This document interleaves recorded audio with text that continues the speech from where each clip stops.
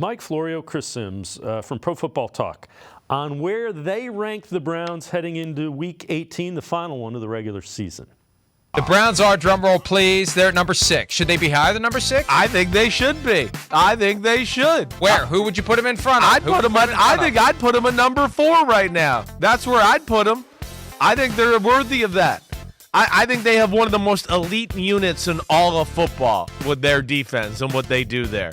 And then, of course, we know their offense ain't bad either. There's some weapons there, right? So, that to me is they're the team to watch out that could maybe upset our 49ers-Ravens Super Bowl matchup that I think we all think is going to come.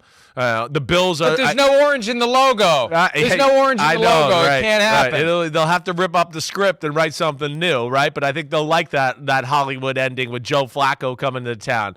But, yeah, they're the ones I look at. Now, you know what my thought is with the Browns. I wish they'd, as much as we're going to give Stefanski Coach of the Year, right, and I don't know how much he has to listen to the analytics department.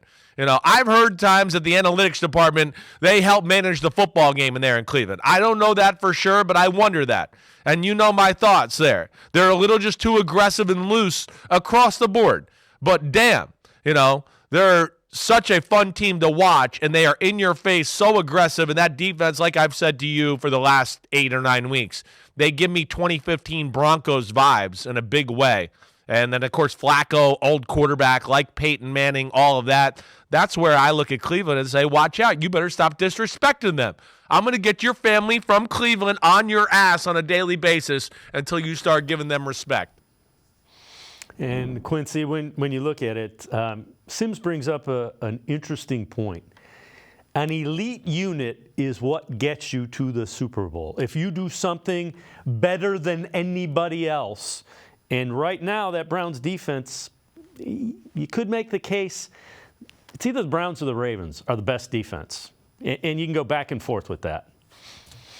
I mean, one team did win in Baltimore when both teams had their starting quarterbacks. Now, I would point that one out there. One team's defense didn't make the definitive play in that game against the MVP and the number 1 seed in the NFL on the road. I kind of feel like, Dave, did we feel like walking out of that game? We better than Baltimore. I don't know. But I think the Browns clearly have the best defense in the NFL. Like, I think the other defenses in the NFL, they're good defenses, but they're good regular NFL defenses. Like, they're good defenses for this year, but they're defenses that we have seen before. The Browns are doing stuff we have not seen in a very long time.